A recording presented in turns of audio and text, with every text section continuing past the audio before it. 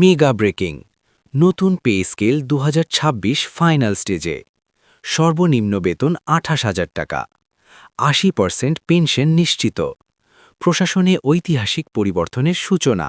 বন্ধুরা, বিস্তারিত আলোচনা যাবার পূর্বে এখনও যারা চ্যানেলটি সাবস্ক্রাইব করেননি, দয়া করে এখনই চ্যানেলটি সাবস্ক্রাইব করে বেল বাটন করে দিন।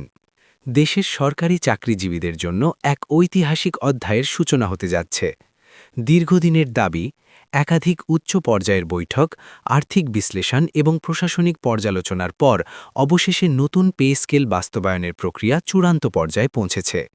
এই সিদ্ধান্ত শুধু বেতন বৃদ্ধি নয়, বরং এটি একটি পূর্ণাঙ্গ প্রশাসনিক সংস্কার, যা সরকারি কাঠামোকে আরও শক্তিশালী, গতিশীল এবং আধুনিক করে তুলবে। সর্বশেষ প্রস্তাব অনুযায়ী সর্বনিম্ন বেতন নির্ধারণ করা হয়েছে ২৮,০০০ টাকা, যা বর্তমান অর্থনৈতিক বাস্তবতা, মূল্যস্ফীতি এবং জীবনযাত্রার ব্যয়ের সাথে সামঞ্জস্য রেখে নির্ধারিত হয়েছে। এই বেতন কাঠামো নিম্ন ও মধ্যম স্তরের কর্মচারীদের জন্য এক বিশাল স্বস্তি নিয়ে আসবে। দীর্ঘদিন ধরে যে বেতন বৈষম্য এবং আর্থিক চাপে কর্মচারীরা ছিলেন, এই নতুন কাঠামো তা অনেকটাই দূর করবে।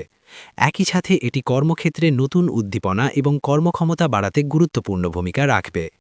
এই পে স্কেলের আরেকটি গুরুত্বপূর্ণ দিক হল ৮০% পেনশন সুবিধা পুনর্বহাল, যা অবসরপ্রাপ্ত কর্মচারীদের জন্য এক বিশাল নিরাপত্তা বলয় তৈরি করবে। দীর্ঘ কর্মজীবনের পর আর্থিক অনিশ্চয়তা দূর করতে এই পদক্ষেপকে অত্যন্ত মানবিক এবং সময় উপযোগী হিসেবে দেখা হচ্ছে।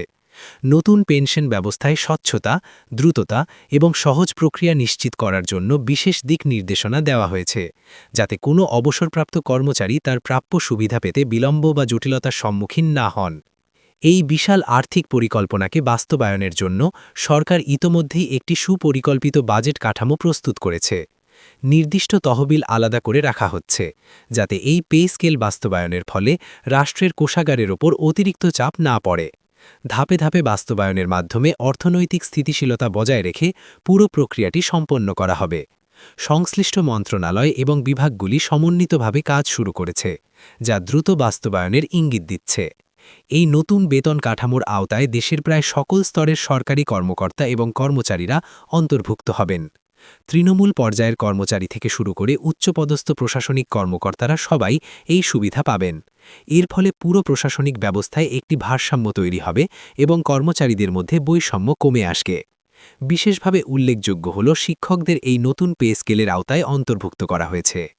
প্রাথমিক, মাধ্যমিক এবং উচ্চশিক্ষা পর্যায়ে সরকারি শিক্ষকদের জন্য এটি একটি বড় সুখবর। শিক্ষকদের আর্থিক স্থিতিশীলতা বৃদ্ধি পেলে শিক্ষা ব্যবস্থার গুণগত মানও উন্নত হবে বলে আশা করা হচ্ছে। এর মাধ্যমে ভবিষ্যৎ প্রজন্মের উন্নয়নেও ইতিবাচক প্রভাব পড়বে। নীতি নির্ধারকরা মনে করছেন, এই বেতন ও পেনশন সংস্কার শুধু আর্থিক সুবিধা বাড়াবে না, বরং এটি একটি শক্তিশালী, স্বচ্ছ এবং কার্যকর প্রশাসনিক ব্যবস্থার ভিত্তি স্থাপন করার একটি বড় পদক্ষেপ।